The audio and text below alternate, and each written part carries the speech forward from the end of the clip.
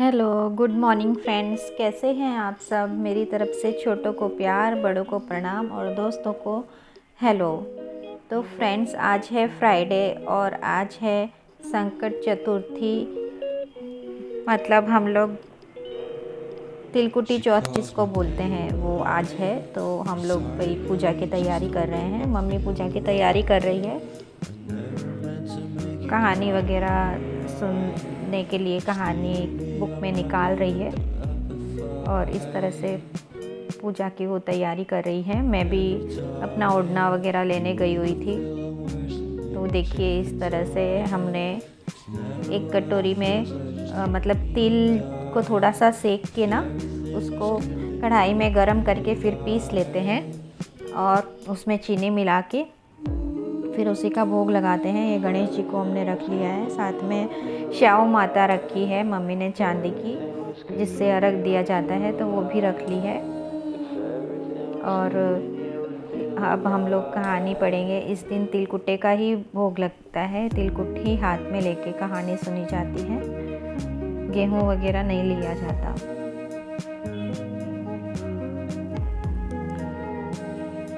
तिलकुटी चौथ की कहानी जो है वो गणेश जी की ही कहानी होती है। कि इसमें क्या होता है कि एक देवरानी जेठानी होती है। तो जेठानी गरीब होती है और देवरानी अमीर होती है। तो वो रोज़ अपनी देवरानी के यहाँ आटा पीसने के लिए जाती है और फिर बाद में जिस कपड़े से आटा छानती है ना, वही कपड़ा घर पे ले आती है। तो वो कपड़ा फिर पानी में घोल के अपने पति को पिलाती है। तो एक बार क्या हुआ कि उसके देवरानी के बच्चों ने वो देख लिया कि ताई जी रोज़ हमारे यहाँ से आटे का कपड़ा ले जाती है और वो घोल के ताऊ जी को पिला देती है। तो उन्होंने अपनी मम्मी से शिकायत कर दी। तो उसकी मम्मी ने, मतलब देवरानी ने, दूसरे दिन बोला कि तुम जाओ तो हमारे यहाँ का कपड़ा धो के और हाथ धो के जाया करो। इतनी कंजूस थी उसकी देवरानी। उसने ऐसा ही किया और जब वो घर गई तो खाने को कुछ भी नहीं था। यानी वो आटे वाला जो कपड़ा था वो वहीं धो के रख दिया था उसने देवरानी के घर पे। तो फिर उसके पति ने बोला कि आज खाने को कुछ भी नहीं है। उसका पति एक्चुअली बीमार रहता था, बेड पे था। तो क्या हुआ, फिर उसके पति ने उसको एक पट्टे से मारा और फिर वो बेहोश हो गई और गणेश जी कहते हुए सो गई। तो इतने में गणेश जी आए। वो घर घर तिलकुट खा के आए थे। तो उन्होंने बोला कि मुझे वॉशरूम जाना है, कहाँ पर जाऊँ। तो उन्होंने बोला कि पूरा घर खाली। जेठानी जो है गुस्से में बोली कि पूरा घर खाली पड़ा है, कहीं भी कर लो। तो गणेश जी ने सब जगह कर लिया और फिर करने के बाद बोला कि अब मैं पूछूं कहाँ। तो जेठानी बोली कि मेरे सिर के पूछ लो, गुस्से में। और फिर वो बेहोश हो गई, सो गई। तो जैसे ही वो उठी तो फिर क्या देखती है कि सारा घर जो है हीरे मोतियों से जगमगा रहा है और सब जगह हीरे जवाहरात ही पड़े हुए हैं। उसका सिर भी हीरे मोतियों से जगमगा रहा है। और ये हीरे मोती समेटते समेटते जब उसको देर हो गई तो वो देवरानी के घर पे आटा पीसने के लिए नहीं जा पाई। तो देवरानी ने अपने बच्चों से बोला कि जाओ देख के आओ कि आज ताई जी आई क्यों नहीं। जब उन्होंने देखा, उनके घर जेठानी के घर पे जाके देखा तो सब जगह पूरा घर हीरे मोती से जगमगा रहा है। बच्चों ने आके अपनी मम्मी को बताया। तो मम्मी बहुत आश्चर्य में हुई और उसने, जब जेठानी आई तो उससे सारी कहानी पूछी। तो जेठानी ने बोला कि ऐसे ऐसे बात है, गणेश जी आए थे और ऐसे ऐसे मेरे पति ने मुझे मारा और मैं फिर बेहोश हो गई। तो फिर देवरानी जो है वो धन की भूखी थी। तो उसने भी अपने पति से कहा कि मुझे भी आप पाटे से मारो। तो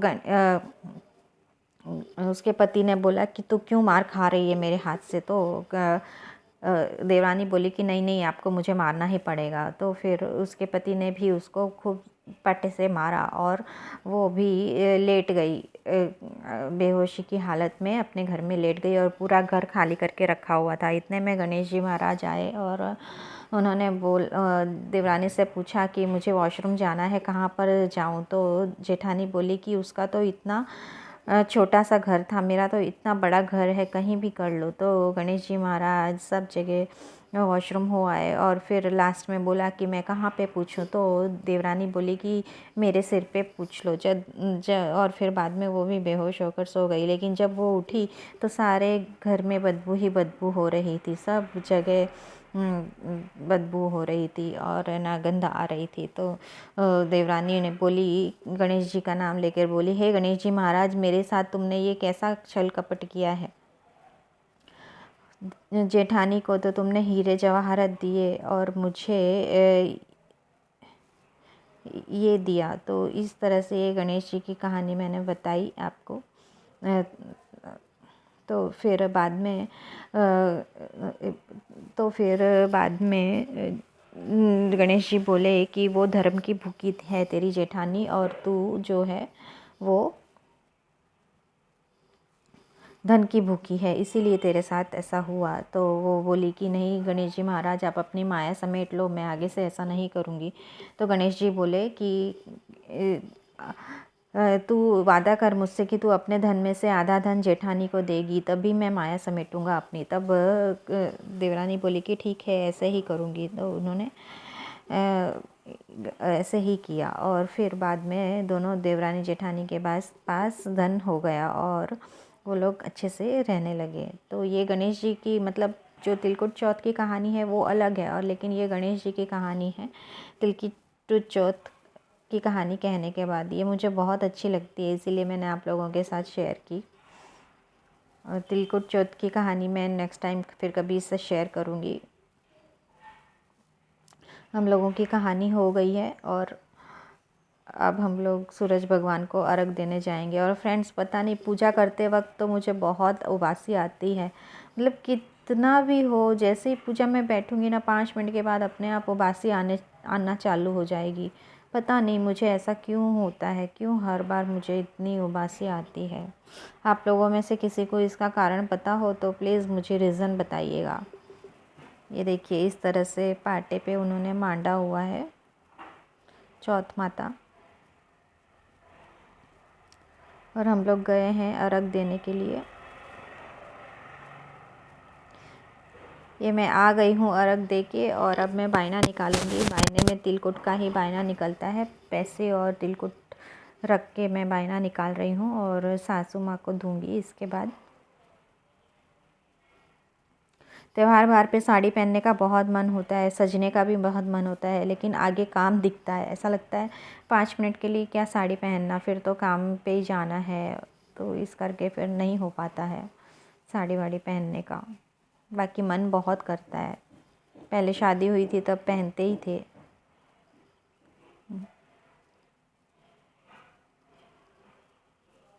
और ये पानी जिससे मैंने बायना निकाला था वो तुलसी जी को या फिर सूरज भगवान को मैं दे आऊँगी। और अब मैं आ गई हूँ किचन में अपनी चाय बनाने के लिए।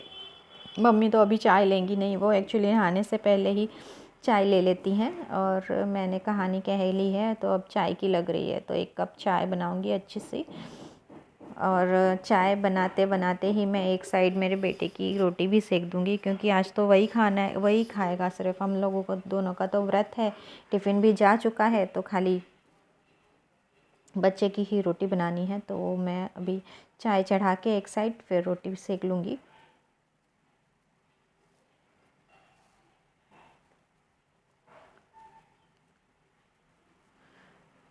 फ्रेंड्स, ये सब पूजा पाठ वगैरह जो भी हमारे रीति रिवाज है, ये हमें ज़रूर फॉलो करनी चाहिए, क्योंकि ये सब करके हम अपनी जड़ों से जुड़े रहते हैं, और 2 मिनट के लिए ही सही भगवान को हम याद करते हैं, चाहे वो किसी भी रूप में हो, और मन को भी बहुत अच्छा लगता है, बहुत शांति मिलती है। रोज़ की भाग दौड़ में से ये जो छोटे छोटे त्यौहार आते हैं, इससे हमें बहुत शांति मिलती है।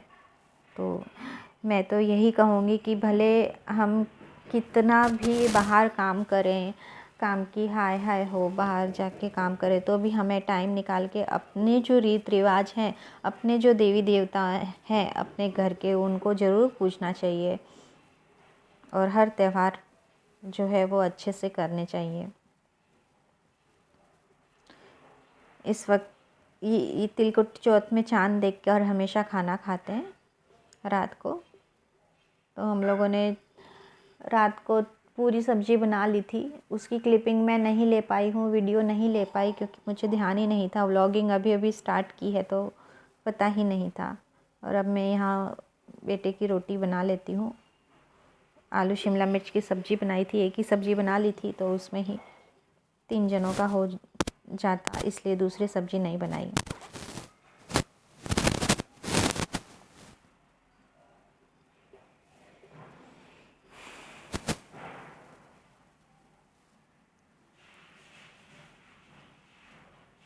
फ्रेंड्स, आप लोगों से एक रिक्वेस्ट है कि मुझे सपोर्ट कीजिएगा और व्लॉगिंग अभी भी स्टार्ट की है। अगर कोई गलती हो तो माफ़ कीजिएगा और कोई सजेशन हो तो मुझे कमेंट करके ज़रूर से बताइएगा।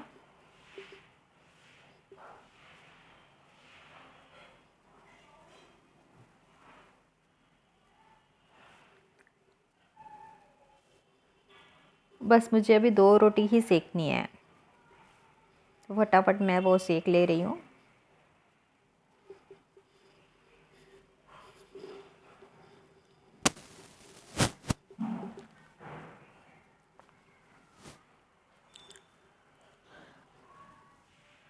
और व्रत वाले दिन अगर काम करते रहो ना तो ठीक है, अगर आलस कर गए और बैठ गए तो फिर सारा दिन ऐसे ही वेस्ट चला जाता है। तो व्रत में भी हमें काम करते रहना चाहिए, आलस नहीं करना चाहिए कि आज तो व्रत है तो मैं ये नहीं करूँगी वो नहीं करूँगी। लेकिन नॉर्मल डे के जैसा ही हमें वो डे भी अपना बिताना चाहिए। और सही है, एक दिन तो हमें अपने पेट को आराम देना चाहिए। मैं तो कहती हूँ कि उस दिन हमें सिर्फ लिक्विड ही लेना चाहिए, चाय भी ज़्यादा नहीं लेनी चाहिए।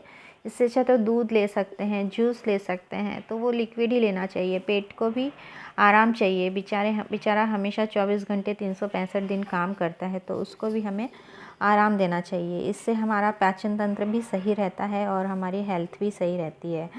तो वीक में एक बार तो हमें उपवास करना ही चाहिए और हो सके तो एक टाइम ही खाना खाना चाहिए, बीच में कुछ नहीं खाना चाहिए, लिक्विड पे ही रहना चाहिए।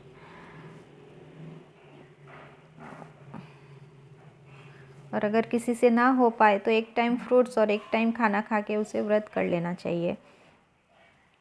इससे क्या है कि पॉजिटिव एनर्जी आती है अपनी बॉडी में। मेरी चाय भी बन गई है और अब मैं थोड़ी देर रिलैक्स होऊंगी और शांति से बैठकर चाय पीऊँगी।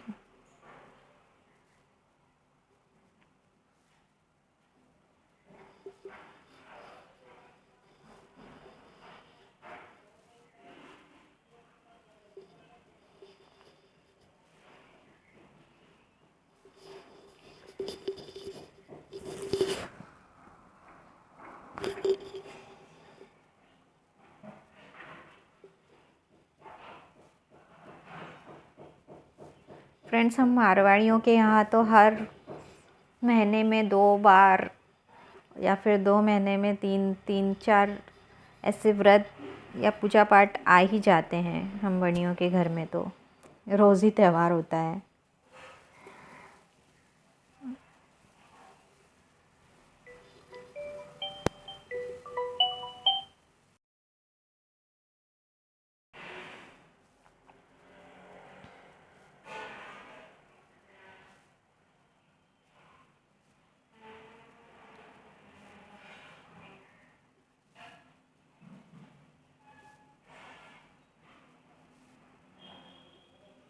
और फ्रेंड्स, मैं रोटी बना रही थी तो बच्चे ने बोला कि अब मुझे रोटी नहीं खानी है, मैं तो पराठा खाऊंगा। तो फिर एक रोटी उसकी ऐसे ही बना के रख दी है, शाम को खा लेगा। और फिर 2 पराठे सेक दिए मैंने।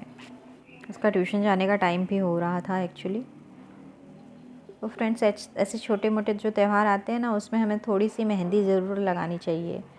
इससे हमें पॉजिटिव फीलिंग आती है और मतलब डेली रूटीन से कुछ हट के हो जाता है ना, तो मन को भी अच्छा लगता है।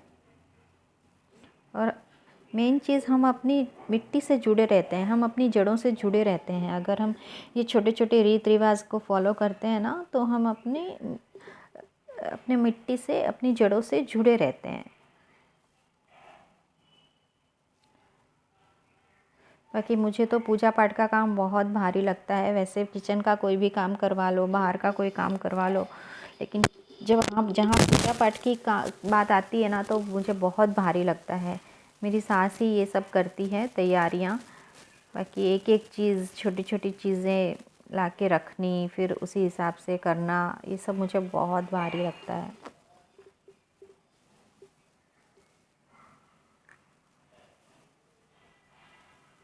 अगर मैं अकेली हूँ ना तो ये पूजा पाठ का काम मुझसे ना हो, लेकिन अब तो मैं व्लॉग बना रही हूँ तो सब रिकॉर्ड रहेगा तो वो देख देख के मैं कर लूँगी। कई बार मैंने सोचा कि मैं लिख के रखूँ ये सब चीज़ें, लेकिन हो नहीं पाता है लिखना।